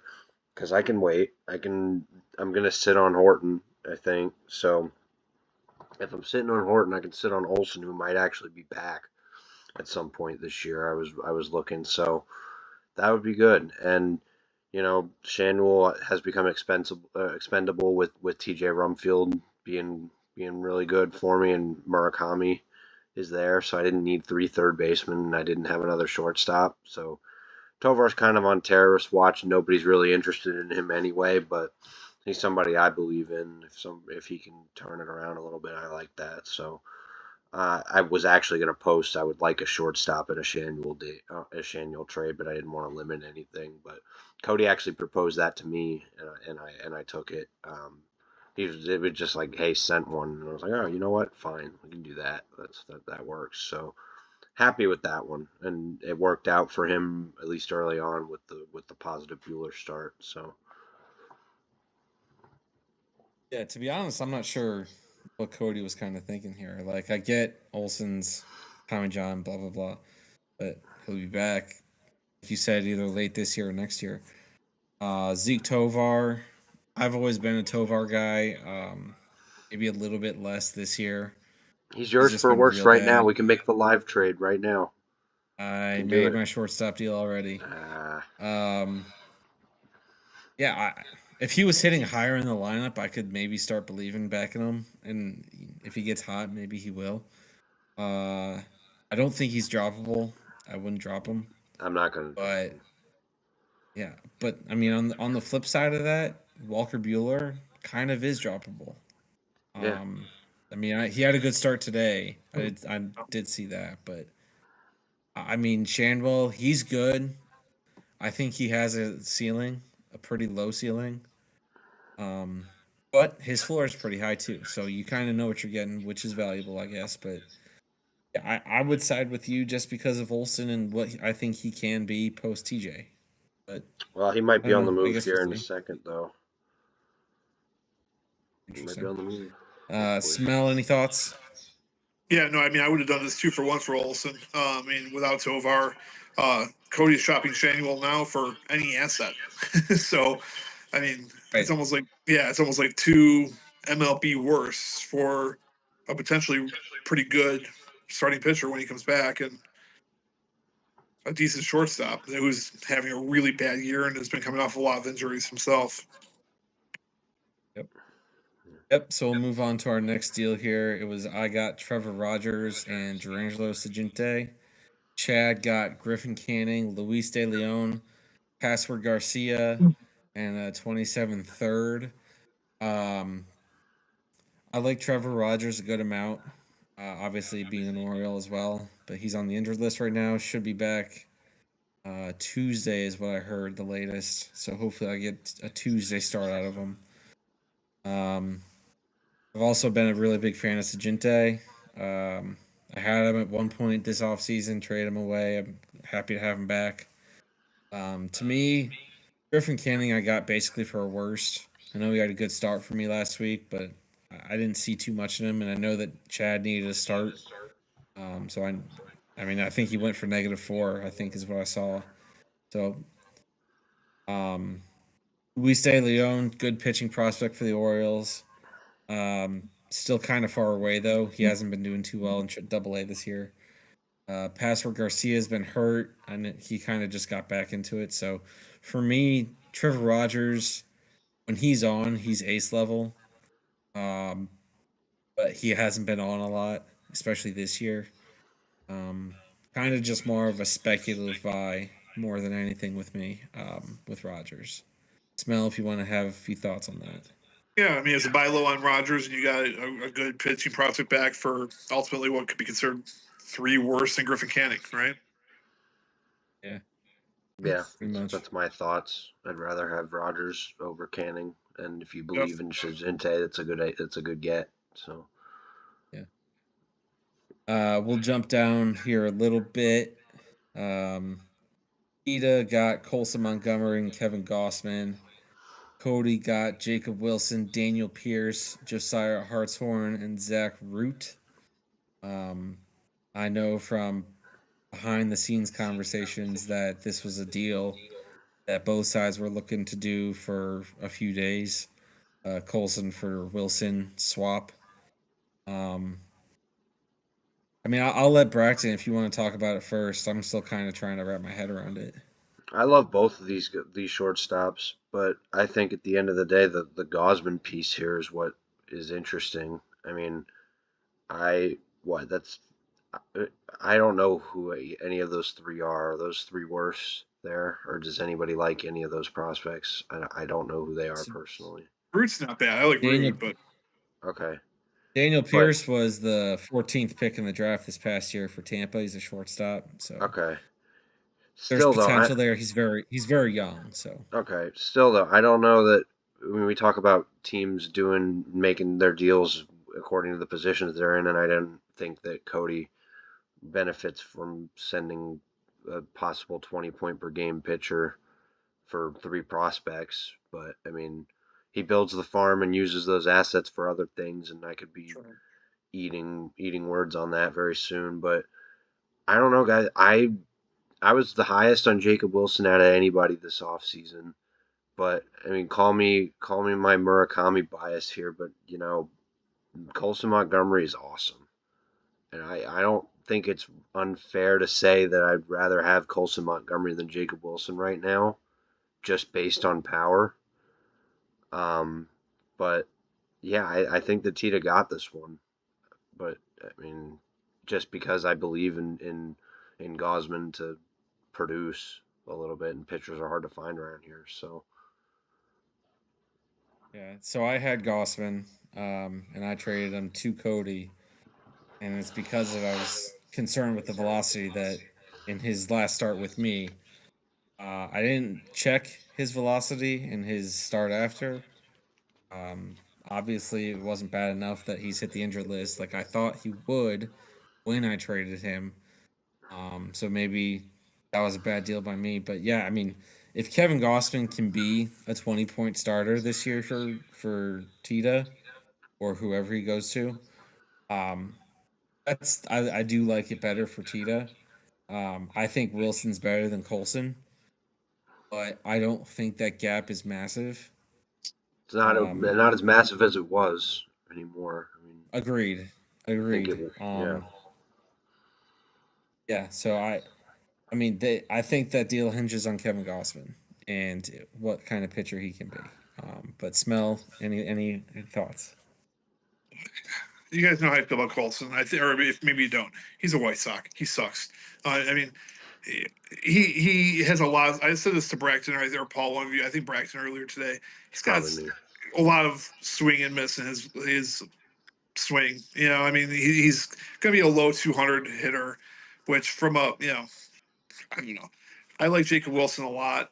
I think he's a 6 to 6.5 point bat. I think Colson's probably a tier below 5.5 to 6 point bat if everything works out well for him. Gossman for 3, not worse necessarily, but for 3 prospects. It's gonna be interesting. Gossman could be really good. Gossman's strikeout rate has dropped tremendously since the start of the year. He was striking out like 8 to 10 people a game, and it's down to like 3 to 4 a game. Probably has something to do with the velocity dip, but kind of an interesting thing to watch is his K rate's way down. Yeah. So we'll move on to the next trade. I guess I'm about to get double teamed here, given the thoughts on Colson Montgomery just now. So it was today, right after the game started. T and I kind of been talking for a day or two about Robbie Snelling. Full deal is I got Kyle Bradish, Colson Montgomery, Miguel Cime. Tita got Robbie Snelling, Dylan Beavers, and a 27 fourth. Before you guys attack me and tell me how stupid I am, I'm going to say this. I believe in Kyle Bradish. Kyle Bradish is not a bad pitcher, contrary to what Bracton's about to tell everybody. I think he's at least a 17 to 18 point pitcher, probably higher. The O's have been bad this year so far. A lot of that has to do with injuries. Batting injuries with Jackson Holliday and Jordan Westberg, pitching injuries, bullpen injuries, and it's not an excuse, more of an explanation. Plus, I think that we're kind of still seeing Bradish come back from Tommy John, just a little bit. It's getting to the point. In his last start, he had 10 strikeouts, so it's not like he hasn't shown nothing this year. So yeah, I believe in Kyle Bradish. Point blank. Colson Montgomery. So obviously everyone knows that I live in the Chicagoland area. I hear the talk shows day in, day out.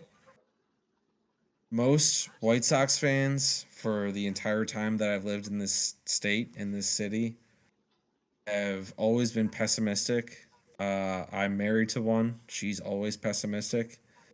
But when you hear people talk about Colson Montgomery, White Sox fans, they love that guy. Like, they are all about him. And trust me, they've been not about guys that have been good in the past. So I don't know. To me, it's more of a speculative, yeah, maybe this guy can be an 800 and 900 point bat, and he's only 24. At the end of the day, what I was looking for with Robbie Snelling, if I was going to move him, was a deal similar to what I got from Bracton when I traded Schultz for Torkelson and Glasnow.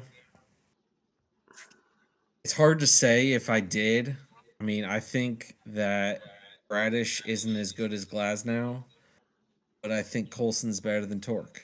So I know I gave up Beavers. I'm not going to ignore that part of this. I didn't want to, but that's kind of just how it had to be if this was going to happen. If you look at my team, you look at my pro outfielders. There's very good ones: Jordan Walker, O'Neal Cruz, Wilner Abreu, Brian Reynolds, Wilyer Abreu, Lawrence Butler, who I got. There's a lot of guys that are good. Evan Carter, good / young. Um, that kind of made Kyle or Dylan Beavers a little bit redundant. I think he's good. Don't get me wrong. I do think he's very good. He just didn't really have a long term spot on my roster. And if it was gonna get that deal done, then I was like, screw it. Plus, Miguel Sime, I think, is a very, very good up and coming pitching prospect for Washington. So yeah, I mean, those are my thoughts. I'll let Bracton and Smell kind of tear him down now, but it's not going to deter me. So you guys can go ahead. Smell, let's hear it. Let's hear your thoughts. So I was a believer in Bradish as well. I rostered him for a few weeks, and Bracton kept get rid of him, get rid of him. He hasn't been healthy, like you said, for years. He has hasn't had 30 starts in the season since what 23, I think. Um, you see, he's a good pitcher when he's healthy. He's been a good pitcher. Um, he's still recovering. Okay, fair. He's putting up some of the worst numbers historically he ever has. His WHIP is like north of 1.6, which is crazy. You know, but when you look at his Savant page, it's still not very optimistic, right? You're like, shit, like he doesn't look very good. But you start like diving into more of the advanced metrics. Like, okay, well, what is his career batting average against? Like 234, right? His batting average against this year is like 270, I think, 280, something like that. But his expected batting average is 239, which is right with his career average. He's a ground ball pitcher, so he's doing well there. He's starting to get some more strikeouts, like he did with this last one. The exit velocities on his pitches are low. He's also 29 years old. I don't know, like if he's going to really rebound. But when you see, the Orioles have been bad, I don't think that necessarily leads to him having a 1.6 WHIP. I mean, maybe not the wins, but Fair. but the rest of it, for me, I would have given up Radish, Montgomery, May, and probably more than that just for Snelling. Tito, when you listen to this, you know where my head's at. I want Snelling back. I miss him. I hated giving him up, and I was kind of surprised to see you trade him um, for this package. Not because of the names, but I was just kind of surprised to see him traded at all. But yeah, again, I'm not going to repeat what I said about Colson Montgomery. I know what you're saying about Sox fans. I think Sox fans were optimistic about him because he was the only thing to be optimistic about for many seasons. There was nobody else until Murakami got there for them to be like, hey, we have somebody to cheer for. So that's just my feelings there. But yeah, I was surprised to see Snelling move. Yeah, and I didn't touch on the Snelling part of it. I probably should real quick. I mean, I love Snelling. I mean, very, very good pitching prospect. Didn't have his best debut. I want to win now. That's kind of my mindset. Um, I think I have the team to win now. I also have a bunch of good young pitching prospects that are close. Um, but yeah, like to me, it's my mindset was okay. Get as close as you can to the Glasnow torque return as you can, and if you can find it, do it. That was my mindset. Will it work out to be like that? I don't know.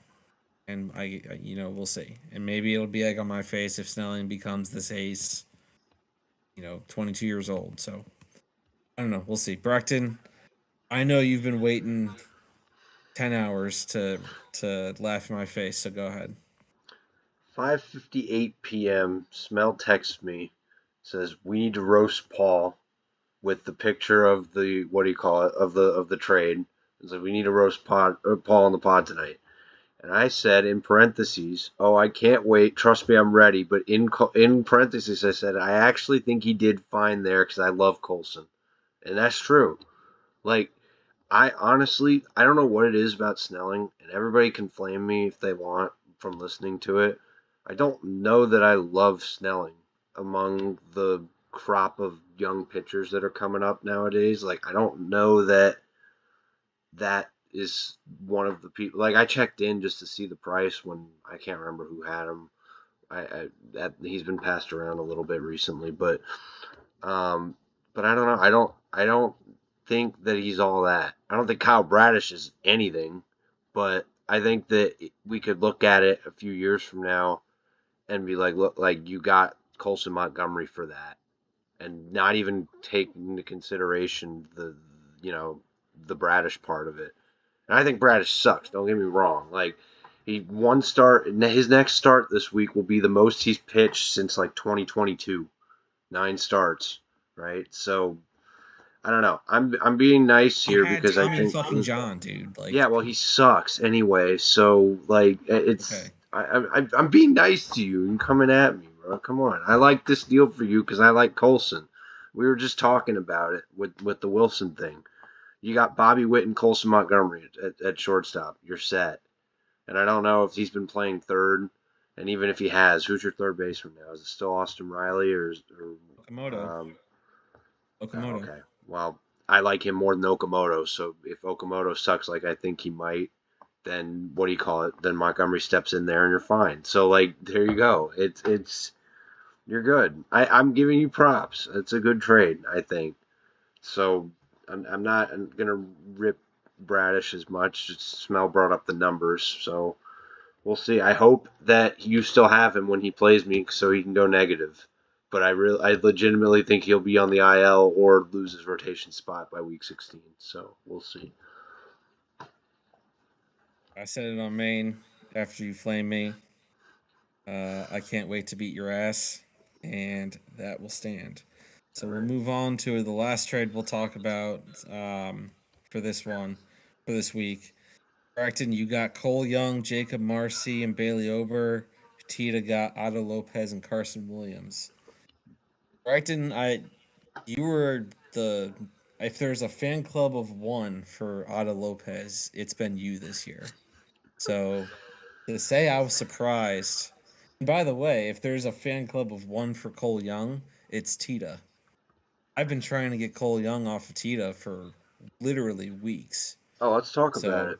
the, We'll work on that. the fact that both of those Wait, guys were in that trade blew my mind. So well, Bracton, go ahead and but break it before on. I go off on this, I want to mention that we were talking before the podcast, and it was saying that there was 27 trades this week, and 15 of them involved Tita, and we didn't touch on a lot of the little ones. But I just want to say the stuff from today, Tita and Connor hooked up on some stuff. Dansby Swanson for Willie Adames, Ethan Fry, and George Klassen. I like that for both of them. I like both of those shortstops, so that's a good trade leading to this one, where I mean look, I was looking at it, and Tito asked me for Otto Lopez earlier this week, and I shut him down. But then I'm setting my lineups for next week, and I see I only have 9 starts, and I don't want to have 9 starts, so I need to find a pitcher that I like. And Tito approached me and said, like, Bailey Ober has 2 starts this week. Like, how are you interested in that? And I can't remember what the matchups were, like I said earlier, but I liked it enough to where I'm like, okay, you know what? This makes some sense here.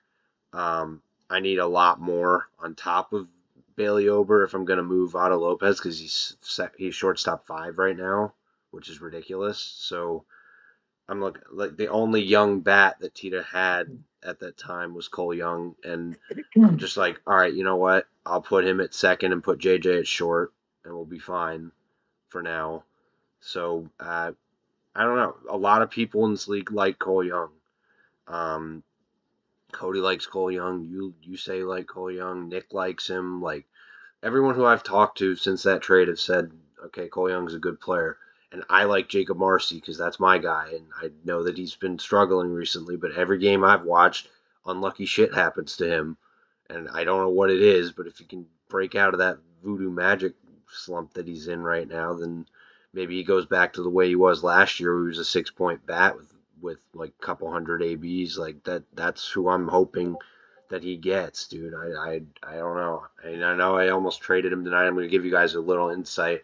I've been talking to Cody for the last hour and a half about Riley Green, and I put up Max Meyer and one of Marcy or Simpson with Reese Olson and a worst ode, and he just declined it just now, so that's not going to happen. But honestly, thought I might break one on the podcast live here, but yeah, I love Otto Lopez, but he was never going to be my long-term second baseman because of JJ, and Some people have texted me like classic sell high, good for you, but like I love Otto Lopez, and I'm hoping that one day I can kind of find a way to get him back. Maybe if he starts struggling, I can buy him again. But I don't know.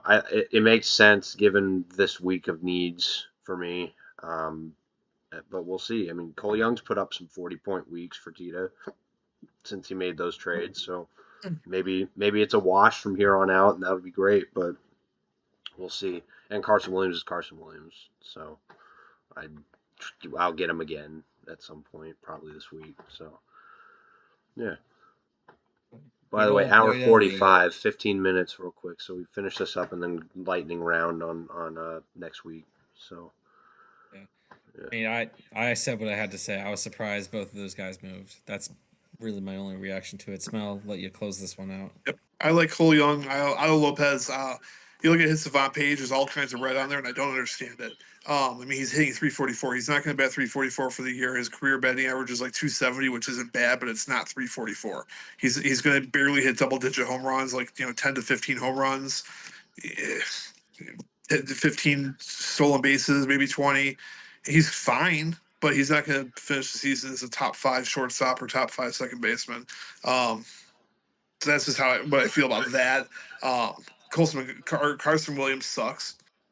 So I mean, I think for you to get, I think you got the better second baseman. You got Marcy and Ober for Carson Williams. It's a massive win for you. Like I said, next week you'll call me out for when something goes wrong, and I'm like, well, maybe this deal wasn't that good for you, but I think it's a big win. All right. Yep, and we will move on to the final portion of our podcast, the preview for week 7. Pretty crazy that it's already week 7, but first matchup we'll look at, probably in my opinion, the matchup of the week. Cody's Bowling Green Hot Rods will take on the Hartford Yard Goats. Very anticipated matchup. I think maybe at some point was a championship a few years ago. Not sure. It might have been actually. Yeah. Probably Maybe was. the year that Height went undefeated. Yeah. No, that Yeah. was. Yeah, you're right. I just saw it. That's Okay. it. Yeah, I mean, I'll give my thoughts real quick, then I'll pass it on. I definitely think that if Cody can repeat what he did this past week, that he's going to win. Obviously, it's hard to do. But, I mean, looking at who he's got starting wise, looks like Yuri's on 2-start week, so it's perfect to what I said, that if he can get Yuri going just like he's gotten the other guys, the Woos and Clanahan, Imanaga, like those type guys, if he can get Yuri to do that too, Davis Martin to do what he's been doing, I definitely think there's real opportunity here for Cody to uh would he be, so what's he now, 3-3? 3-3. So so he gets over 500. I think there's real opportunity for that, and that's my pick this week. Bracton, go ahead. This is a big one for both of them. Like if John Height loses, and I mean, whoever wins the me and Jack matchup is going to be 5-2 with sole possession of first if John Height loses. So I don't know. I think that means something, and I'm gonna pick Cody because I don't trust John Height's pitching right now. I was gonna mention when we talked about his matchup, I think 5 or 6 of his pitchers went negative, and he still won. So I mean, obviously you can't have that. And I don't know if Framber's suspended for this week, or for his next start. What's the deal with that? Does anyone know? He'll make a start this week. Okay, all right, so that's good. But even Just with that, it appears John Hyder has 9 starts, so he's gonna have to make some trades and do some work there. But he doesn't have any prospects to deal with other than, does he still have the 2? No, he's out. So gonna have to get creative if you want to add some starts this week. So I'm gonna be paying attention to John Hyde on the trade market, but you can't count him out, obviously. But I think it'll be a close one, and Cody's gonna win. My prediction. Well, who do you think? Yeah, I mean, I think Cody's pitching clears, so I think that's why he's going to win. Right now, Height's got Sam Aldegari in as a starter for tomorrow, but he's been sent down, so he might have fewer starts. And I said earlier in the recap that his pitching needs help if he's going to compete this year. I know he's 4-2 and he's winning, which is better than me, but his pitching needs help, and he's not going to beat Cody, I don't think, with the pitching that he has. If Cody's bats do what they've been doing and his pitching pitches like it did this week, Cody clears by 100. And I'm pretty sure that they're going to call up Caden Dana to start tomorrow with the Angels. That's the rumor, at least. So maybe a start for me. But we'll move on to our next matchup. Smell, if you want to rip the Band-Aid here.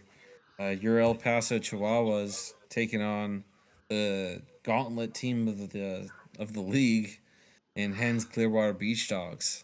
Smell, you think you're going to win this week? I don't think it's impossible. I don't think it's impossible. Every team that we've talked about, everybody in this league has had a down week except for Hen. Why can't it be this week? And what Why I'm not looking us? at, what's that? Why not us?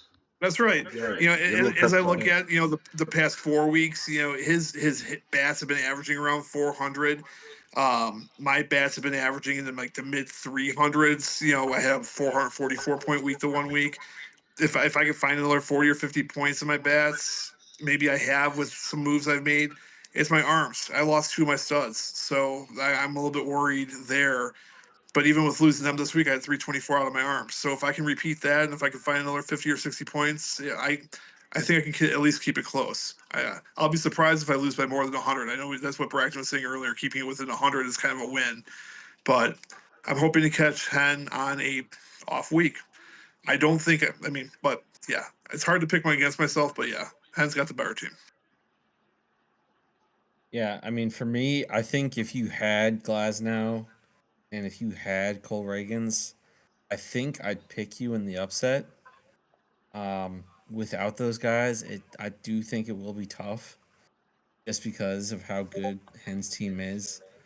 I mean, it's unironically at this point. I know I've been 20-0 Beach Dogs is my mantra, but I mean, his team is really good. Like, I don't want to I keep saying that, but I do think his team is really good. Um, yeah, I mean, Soroka looks like a 2-star week, and Colin Ray. I mean, Soroka's taking on Texas and Colorado, both on the road. If that Colorado start was in Arizona, I'd really, really like it. Looks like George Kirby on 2-star week too. Don't want to forget him. But I don't know. I think I'd have to still take Hen here. But I mean, you are right that he hasn't had a down week yet, and at some point, every team has a down week. Like, it's just borderline mathematically impossible. His down week was against me when he won by 50. So that He still scored 700 champ. plus. No, he didn't. It was 6 something. That's his down week. That's not a down week. I mean, that's a down week low for him. 600s, so. Maybe. Yeah. But yeah, I mean, Hen's my pick here. But yeah, like you said, I do think at some point he's not going to be scoring 700 points or whatever he does. So, Bracton, let's hear what you think. I'm picking Hen in the effort of time. We only have 8 minutes, so I want to speed this up a little bit. But I hope that you keep it close, Smell, because I want to see a fun one there. All right, Bracton, we'll head to your matchup. You take on Jack's Grasshoppers. What do you think? I think that I have a pitching advantage this week. I'm looking at his 2 starts. He's got pulled pork Roki on a 2 start, and whoever this P. Lambert is, I've never heard of him. He's got 2 starts. So Fantrax only has him set for 6 so far. He actually has 13, so he'll be fine and he'll meet the start limit. But I don't have a lot of starts until Wednesday or Thursday. I think I have 1 in the first 2 days. So if Jack jumps out to a big lead here, I'm going to try not to get discouraged. But I think I'm going to win, and it's going to be close. But yeah, I wouldn't be surprised if it went the other way because I love Jack's team and what he's doing. Yeah, I agree. I think this will be a close matchup. Yeah, I mean, for me, I think just because of your arms, I'll lean towards you, Bracton. But like you said, I definitely think this could go the other way just as well. Yeah. But yeah, I think you're my official pick. But Smell, what do you think? What's interesting is I would lean Bracton's bats over Jack's just based on the last 4 weeks' performance. Looking at the totals that are being put up, arms have been pretty comparable for the most part. But so I will pick Bracton. Well, I'm gonna We'll lose. We're move all gonna on be to. wrong. So that's awesome. Oh Can't no, wait. that's true. We all picked you. Yep. Move on to the next matchup. We'll do my matchup here real quick. I'm terrified of it. I'm taking on Salem. I'm taking on Jab. Um, 300, yeah, Paul. I'm not gonna pick against myself, but I'm very very worried that Jab's gonna just drop 750 and be like, "Yep, No you shot. guys are dummies." Um, I mean, I know you'll pick me, Braxton, but go ahead. I think you're gonna double them up. It's possible. I think it's. I think this could be the largest margin of victory for the entire season so far. I might even go as far to say 300. Like I think you're gonna have 100 points a day at least, and I don't think that he cracks 550. Let's say. So 150 is the floor for margin of victory here. I think. So go ahead, Smell. Smell, you have a free pick on Jab here because there's no chance I win after Braxton saying that. So go ahead. Yeah, you win. We'll see. I hope. I haven't had an easy match this whole year, so I to don't think it'll have be one this easy, but week, I I will think you take win. it. Yeah. Fair enough. I'll take what I can get. You know. 4 minutes. Yeah. Moving on then, real quick. This should be a quick one. Nick's Churros taking on Fayetteville Woodpeckers, Emmerich's team. Anybody picking the Churros? No, not this week. Mel? It'll be close. I think it'll be closer than what we're expecting, but We I'm have going. said that. You have said Nick's going to take somebody down. Maybe you It's never gonna be know, right? Jab, Like, bro. Nick's got 2 chances against Jab. He's gonna win both games. There we go. 2-18. okay. Next matchup we will talk about is the Comets taking on the Exploding Whales. It's Chad against Scott. Smell, go ahead. Chad's arms clear. The bats are probably pretty comparable points wise what they're producing, so I'll take Chad with his arms. Yeah, Bracton. Scott's bouncing back. I'm low on Really? Chad, and I've said it for a couple weeks now. This might be the wake up for everybody else to see what I'm seeing here. I think that I'm definitely lower on Chad than most, but I think Scott has a chance for real. I'll say this. I think Scott has a chance too. He hasn't set his lineups yet, so it's hard to see starts wise for him. But I don't know. Like, he's been underperforming in my opinion. I think Chad has a little bit as well. So it's kind of who can bounce back better. I don't think this will be a blowout. I think my official pick is going to be Chad, but this one's under 100. I think we're looking at this one on Sunday next week. Pretty close. Move on. Our last matchup. Minute 30, by the Tita way. Sounds, Good. Tita Sounds, and Connor Sodpoodles. I'm gonna take Connor Sodpoodles. Bracton. I'll take Connor too, and I feel bad that we haven't spent a lot of time talking about Connor on I this know, me pod too. with the deals and his matchup and everything.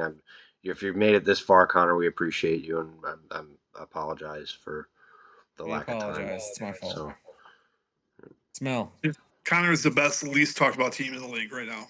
Connor is going to be Tito. Agreed. Best. You said it perfectly. Best, least talked about team. We'll make a note to talk more about Connor's team next week. Because we don't have the time to do anything else. Any quick sign offs? Any 10-second sign offs? Smell, go first. Nope, I'm good. Well, we'll see if Cody broke the curse. Bracton. Good luck, Jack. It's gonna be a fun one. Jab, I know you don't listen especially this late into the podcast, but I hope that your team doesn't have their wake up week this week. But at a certain point, I kind of do because I'd like to say to Bracton, like, his team's not that bad, see? Yeah, all right. But 20 seconds. That's all we really have, guys. Appreciate you listening this long. Luck this week, and we'll see you next week.